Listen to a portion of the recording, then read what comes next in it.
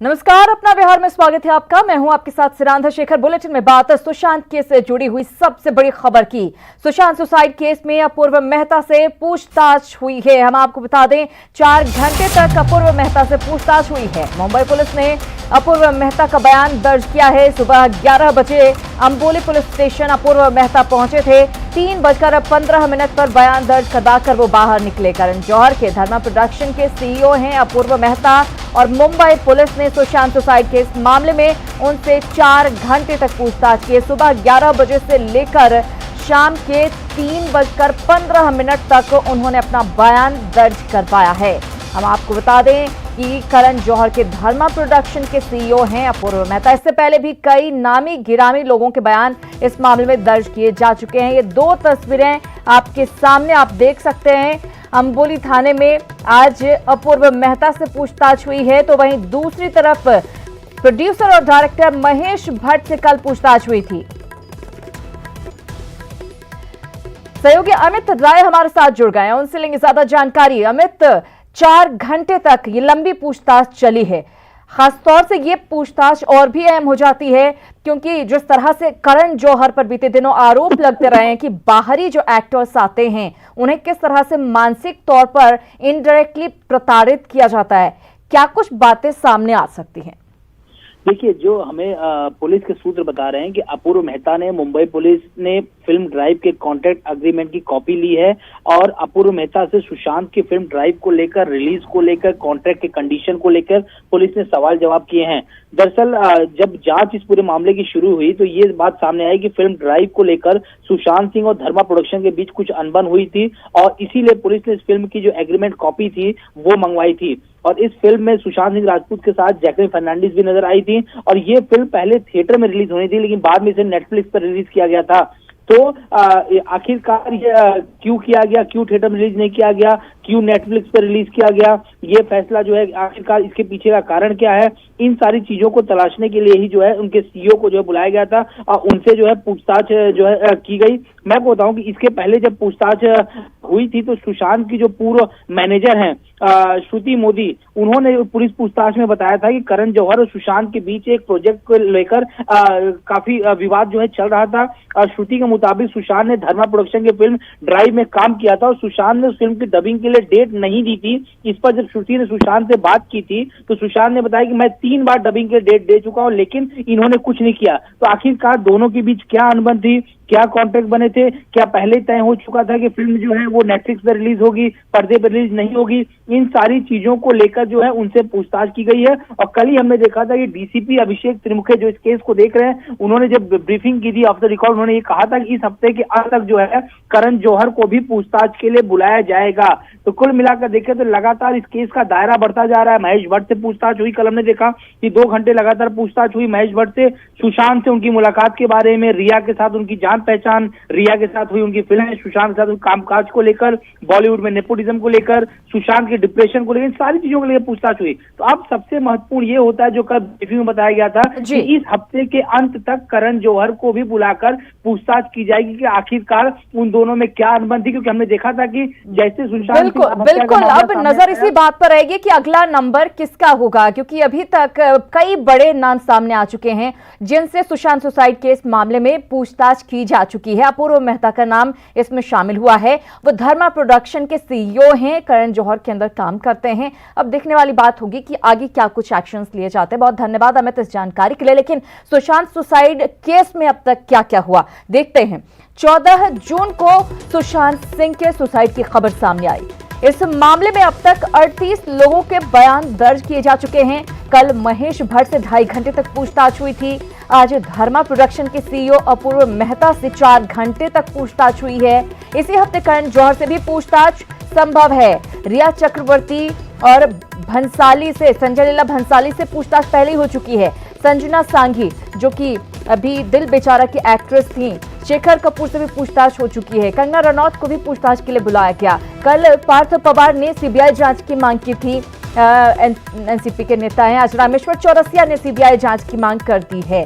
तो क्या अब सीबीआई जांच इस मामले की करवाई जाएगी या फिर क्या आगे एक्शन लिया जाता है, और करण जौहर से कब इस पूरे मामले में पूछताछ होती है, इन सब पर नजर बनी रहेगी, क्योंकि अभी तक 38 नाम कुल इस फहरिस्त में शामिल हो चुके हैं जिनसे इस पूरे मामले में सुशांत सुसाइड मामले में पूछताछ की जा चुकी है। चलिए अब बिहार की खबरों पर डालते हैं नजर, बात करते हैं कोरोना अपडेट की। बिहार में कोरोना मरीजों की संख्या लगातार बढ़ती जा रही है।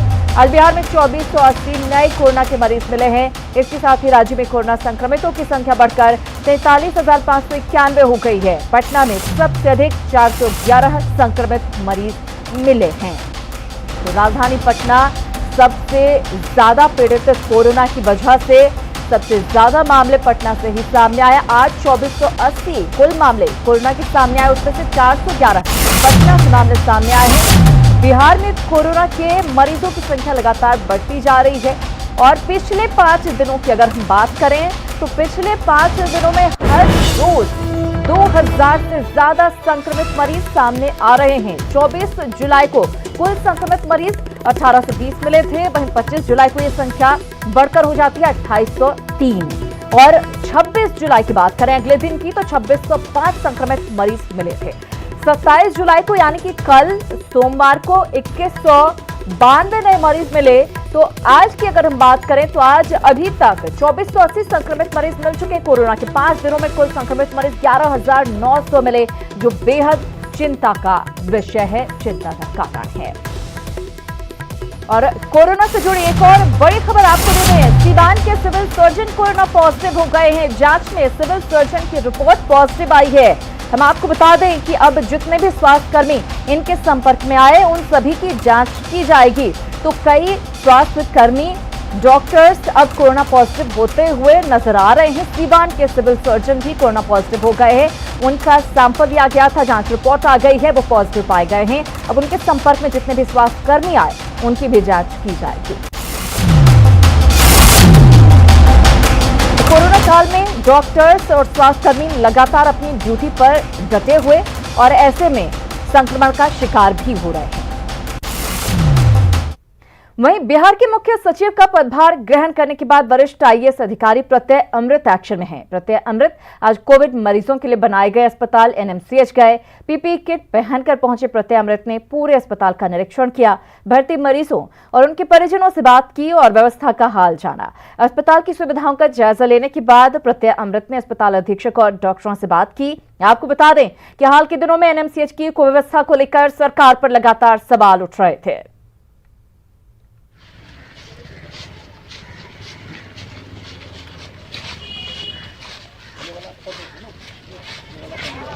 सिर्फ इतना कहूँ, अभी मैंने प्रभार लिया है, मैं विभाग को समझ रहा हूँ, समीक्षात्मक बैठक चल रही है और निश्चित रूप से ये बहुत बड़ी चुनौती है। मैं नहीं बता पाऊँगा, लेकिन जो प्राथमिकता है वो हम लोग डेफिनेटली क्लियर हैं, वो है टेस्टिंग। टेस्टिंग के लिए हम लोगों का पूरा प्रयास रहेगा और उसी दिशा में हम लोग कार्रवाई करेंगे। वो मेरी पहली प्राथमिकता है। और दूसरी प्राथमिकता है कि लोगों के मन में भय नहीं रहे। ये 2 प्राथमिकता पर मैं काम करूँगा। तो प्रत्यय अमृत ने कहा कि इस बात पर फोकस रहेगा कि कैसे तेजी से जांच हो और उसके बाद उसको ठीक किया जा सके, स्वास्थ्य व्यवस्थाओं को दुरुस्त किया जा सके। अब प्राइवेट अस्पतालों को भी कोविड-19 की जांच करने का परमिशन दिया जाएगा। पटना के जिलाधिकारी कुमार रवि ने बताया, जैसे ही सभी निजी अस्पताल कोरोना संक्रमित मरीजों को एडमिट करने लगेंगे, उन्हें जांच का आदेश भी दे दिया जाएगा। हालांकि इसके लिए अस्पताल को सरकार से परमिशन लेना होगा। वहीं जिलाधिकारी ने बताया कि सभी 11 हॉस्पिटल तैयार हो चुके हैं। अन्य अस्पतालों से भी सूचनाएं एकत्रित की गई हैं। आज भी कई निजी अस्पतालों का नाम जारी किया जाएगा। इस प्रकार से जो अस्पताल चिन्हित किए गए हैं उसमें लगभग सभी में एडमिशन्स प्रारंभ किए गए हैं और जो अस्पताल हैं उनको निर्देश दिया गया है कि जो आइसोलेशन वार्ड्स बनाते हैं उसके साथ साथ ऑक्सीजन की व्यवस्था रहे, आईसीयू की व्यवस्था रहे और आवश्यकता पड़ने पर उनको वेंटिलेटर की व्यवस्था सुविधा भी जो मरीज हैं उनको दिया जाए। भागलपुर में बीते 25 दिनों में कोरोना के 2500 से ज्यादा मामले सामने आ चुके हैं। यहां 8 केंद्रों पर कोरोना की जांच हो रही है। इसके बाद भी प्रतिदिन औसतन 350 लोगों की ही जांच हो पा रही है। मामला बढ़ने के बाद जांच कराने वालों की संख्या भी बढ़ रही है। जांच केंद्रों पर बड़ी संख्या में लोग पहुंच रहे हैं। ज्यादातर लोगों की शिकायत जांच की धीमी रफ्तार को लेकर है। भागलपुर में लगातार कोरोना का संक्रमण बढ़ता जा रहा है। सदर अस्पताल का यह परिसर है जहां आप देख सकते हैं कि यहां पर टेस्ट कराने के लिए लोग जो है पहुंचे हुए हैं। 25 दिनों की बात करें तो 25 दिनों में 2500 से अधिक कोरोना के पॉजिटिव मरीज मिले हैं, जो जांच के बाद जो है सामने आया है। लेकिन जो जांच की गति होनी चाहिए उस गति को लेकर भी लगातार सवाल उठ रहे हैं कि कहा जा रहा है कि गति काफ़ी धीमी है और औसतन जो है यहाँ 350 मरीजों का जो है टेस्ट किया जा रहा है। राज्य सरकार के निर्देश के आलोक में सदर अस्पताल और जवाहरलाल नेहरू मेडिकल कॉलेज अस्पताल के अलावे 8 केंद्रों पर जो है टेस्ट की प्रक्रिया शुरू की गई है। लेकिन जो टेस्ट की प्रक्रिया है वह काफ़ी धीमी गति है और यही कारण है कि लगातार सवाल भी उठते रहे हैं। तो कैमरामैन राजीव सिंह के साथ राहुल, न्यूज़ 18 भागलपुर। कोरोना का असर विधानसभा सत्र पर भी पड़ा है। कोरोना के कारण बिहार विधानसभा का मानसून सत्र पटना के ज्ञान भवन में आयोजित होगा। ज्ञान भवन का जायजा लेने के लिए बिहार विधानसभा के अध्यक्ष विजय कुमार चौधरी, परिषद के सभापति अवधेश नारायण सिंह समेत विधानसभा के प्रधान सचिव, पटना डीएम और एसएसपी के साथ कई अधिकारी ज्ञान भवन पहुंचे। सोशल डिस्टेंसिंग के साथ विधानसभा का सत्र कैसे आयोजित किया जाए, इस पर विचार विमर्श किया गया। अभी मैं मौजूद हूं पटना के ज्ञान भवन में। मॉनसून सत्र का आयोजन होना है। ठीक मेरे पीछे विधानसभा के स्पीकर विजय कुमार चौधरी और सभापति अवधेश नारायण सिंह मौजूद हैं और यहाँ जायजा ले रहे हैं। आप देखिए किस तरह से मॉनसून सत्र का जो आयोजन होना है उसका जायजा लिया जा रहा है। तमाम वरीय पदाधिकारी मौजूद हैं, पटना के डीएम, एसएसपी सभी यहाँ मौजूद हैं और सबसे ये जायजा लिया जा रहा है, सबसे ये जानकारी ली जा रही है कि जो मॉनसून सत्र होगा वो किस तरह से सोशल डिस्टेंसिंग के मद्देनज़र आयोजित किया जाएगा। इसीलिए सभापति भी यहाँ मौजूद हैं और विधानसभा के स्पीकर भी यहाँ मौजूद हैं। अभी थोड़ी देर पहले यहाँ दोनों पहुँचे हैं, हॉल का जायज़ा ले रहे हैं कि कैसे जो विधानसभा के सदस्य हैं, विधान परिषद के सदस्य हैं, उनको बैठाया जाए, सोशल डिस्टेंसिंग का पूरा ख्याल रखा जाए। इसी मद्देनज़र ज्ञान भवन का जायज़ा लेने यहाँ पहुँचे हैं स्पीकर और सभापति। आपको बता दें कि मॉनसून सत्र इस बार ज्ञान भवन में आयोजित होना है, उसी का जायज़ा लेने यहाँ तमाम पदाधिकारियों के साथ विजय चौधरी और अवधेश नारायण सिंह यहाँ पहुँचे हैं। आपको ये भी जानकारी दे दें कि इस बार का मॉनसून सत्र काफ़ी छोटा होना है, लेकिन कोरोना की वजह से इसे आयोजित करने में दिक्कत हो रही थी कि विधानसभा में कैसे आयोजित किया जाए। तो इसके मद्देनज़र ज्ञान भवन को चयनित किया गया है कि मॉनसून सत्र ज्ञान भवन में आयोजित किया जाए। ब्रजम पांडे, न्यूज़ 18 पटना। इधर कोरोना काल में बिहार की स्वास्थ्य व्यवस्था को लेकर बिहार में राजनीतिक बयानबाजी भी तेज हो गई है। आरजेडी और कांग्रेस के नेताओं ने जहां स्वास्थ्य व्यवस्था को लेकर राज्य सरकार पर निशाना साधा, वहीं जेडीयू नेता केसी त्यागी का कहना है कि सीमित संसाधन में राज्य सरकार हर संभव कोशिश कर रही है।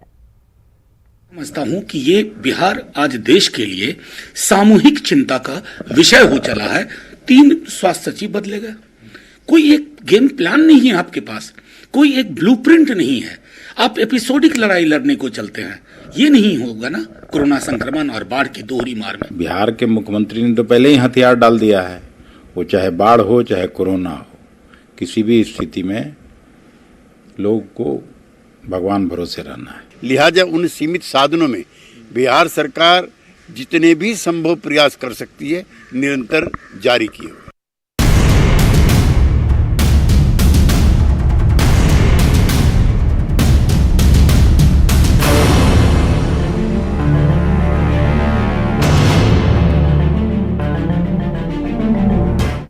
और बात है बाढ़ से बिगड़ रहे हालात की। मुजफ्फरपुर में बाढ़ प्रभावित लोगों ने जोरदार प्रदर्शन किया है। पीड़ितों ने शहर के अखाड़ा घाट में जमकर हंगामा और विरोध किया।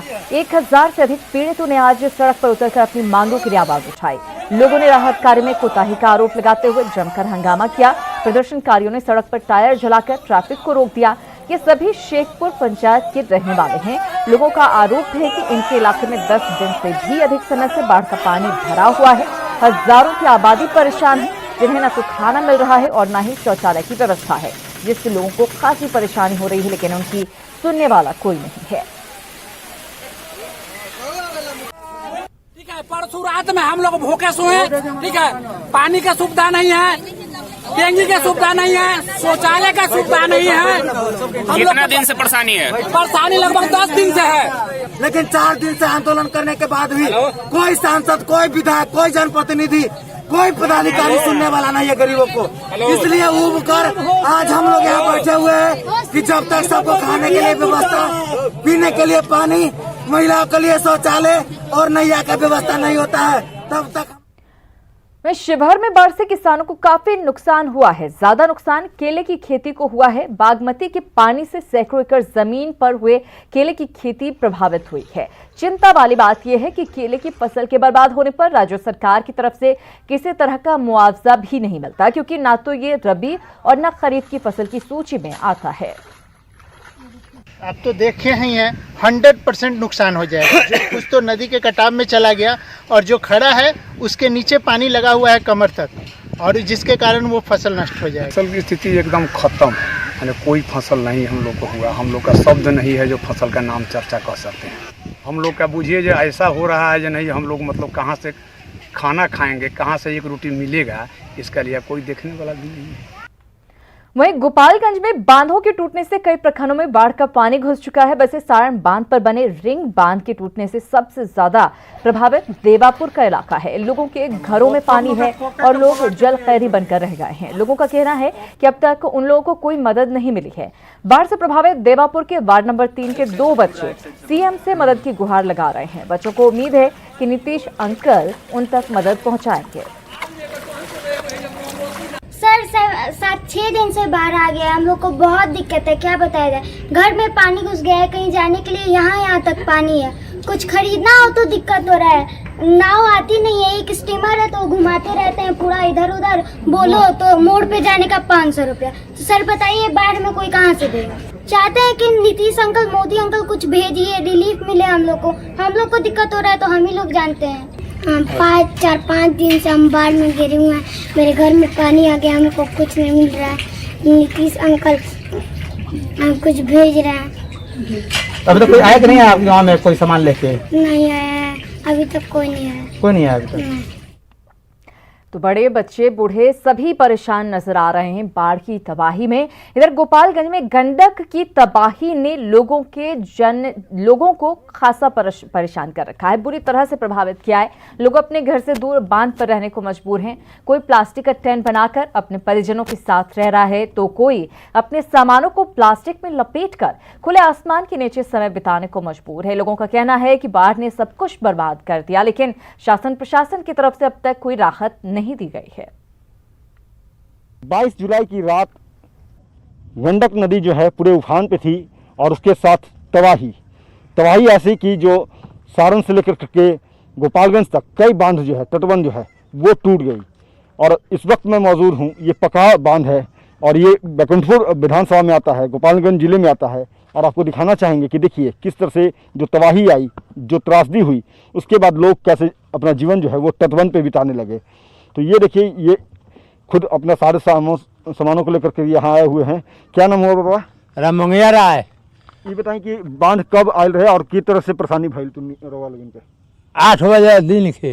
हाँ, 8 बजे दिन के परेशानी हमनी के बीत, हमनी के कुछ वो निकाले वाला सामान हो जाने के निकला। भाई कल हला पहुर के और निकाल के आलू है, सब डूबल रहता, सब डूबा हुआ था जी। ये बकरी उकरी सब डूब गया है, सब बहुत नुकसान हो गया है। और ये बैलगाड़ी सब डूब ऐसी कर गया तो हबर घींच के ले आया है। घींच के लाए हैं, ये बता रहे हैं कि घींच के लाए हैं। और देख सकते हैं कि यहाँ और भी जो लोग हैं वो किस तरह से तटबंध पे अपने जीवन को बिता रहे हैं।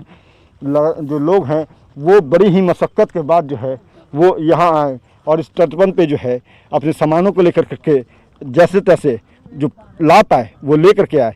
बाकी सामान जो है अब धीरे धीरे ला रहे हैं, कोई जो है नाव के जरिए ला रहा है, तो खुद अपनी बैलगाड़ी को लेकर के खुद खींचते हुए जा रहा है। कि आपको यहाँ प्रशासन से कोई मदद मिला है? ना, मदद कहाँ मिला है। ये खाना वाना कैसे बना रही हैं आप? ईंटा जोड़ के करने थे। ईंटा जोड़ के? हाँ। हेलीकॉप्टर से सामान वामान कुछ गिराया था? ना, होवारी गिरैला खलो। होवारी उधर गिरा था। हाँ। तो ये मुसीबत जो है वो सिर्फ गंडक में आई तूफान के कारण हुई है। कैमरा पर्सन राहुल के साथ अमित कुमार, न्यूज़ 18, पकहा, गोपालगंज, बकुटपुर विधानसभा। तो हर जगह परेशानी ही परेशानी है। समस्तीपुर के नामापुर गांव में नाव हादसे के बाद लापता 2 लोगों की तलाश जारी है। स्थानीय गोताखोरों के साथ एसडीआरएफ की टीम लापता लोगों की तलाश में जुटी हुई है। हालांकि बीच बीच में मौसम खराब होने से रेस्क्यू का काम प्रभावित भी हो रहा है। आपको बता दें कि जलस्तर बढ़ने के बाद गांव से ऊंचे स्थान पर जाने के दौरान हाई टेंशन तार की चपेट में नाव आ गई थी, जिसके बाद नाव सवार 2 लोग अभी तक लापता हैं। समस्तीपुर के नामापुर के बागमती नदी का कहर जारी है और बीती रात से इसी बागमती नदी के धारा में जो अंदर नामापुर गांव पड़ता है, बिजली के चपेट में आने से बड़ा नौका दुर्घटना हुआ, जिसमें 2 शख्स अभी भी लापता है। यहाँ पर उनकी खोजबीन चल रही है और यहाँ पर एसडीआरएफ की टीम भी दोनों लापता व्यक्ति को खोजने के लिए क्या आप लोगों को जानकारी मिली? ने भरपूर प्रयास किया है, झगर का प्रयोग किया है, नीचे गहराई तक पूरा टच कराया है, लेकिन फिर भी कहीं संपर्क में आने की संभावना थोड़ी सी भी होती तो निश्चित रूप से हम लोगों ने फुल एफर्ट्स डाला है कि मिल जाए, लेकिन अभी तक कुछ नहीं। इसके बाद जैसे ही बारिश रुक जाती है, मौसम सामान्य होता है, तो हम लोग दोबारा से एक प्रयास और करेंगे। तो मौसम यहाँ पर खराब होने की वजह से वो जो रेस्क्यू का काम चल रहा था उसे रोका गया है, लेकिन आखिर इतने बड़े बाढ़ की त्रासदी को झेल रहा है और बीच धारा में जो विद्युत तार है उसमें बिजली प्रवाहित कैसे हुई, क्या यहाँ पर स्थानीय प्रशासन के द्वारा बिजली काटने का निर्देश नहीं दिया गया है, तो कहीं ना कहीं प्रशासनिक बड़ी चूक है यहाँ पर, जिसके कारण ये बड़ा नाव हादसा हुआ है। अब देखने वाली बात होगी कि एसडीआरएफ की टीम कितनी जल्दी 2 लापता व्यक्ति की तलाश कर पाती है। Mukesh Kumar, news 18 network, Samastipur. बड़ी खबर आपको दे दें, एलजेपी के राष्ट्रीय अध्यक्ष चिराग पासवान लगातार सीएम नीतीश और जेडीयू पर सवाल उठा रहे हैं। चिराग पासवान दिल्ली में पार्टी पदाधिकारियों से वर्चुअल मीटिंग कर रहे थे। इस दौरान चिराग पासवान ने बाढ़ और कोरोना से पैदा हुए हालात पर चिंता जताई। सूत्रों से मिली खबर के मुताबिक चिराग पासवान ने सीएम नीतीश पर तंज कसते हुए कहा कि सीएम नीतीश को 15 साल का अनुभव है। उम्मीद है जब गंगा नदी में बाढ़ आएगी तब उनका अनुभव काम आएगा। तो एक बार फिर से तंज कसा है चिराग पासवान ने। एलजेपी की वर्चुअल मीटिंग के दौरान चिराग पासवान ने ये बात कही। इसी के साथ अपना बिहार में फिलहाल इतना ही, लेकिन न्यूज़ 18 बिहार झारखंड पर खबरों का सिलसिला लगातार जारी।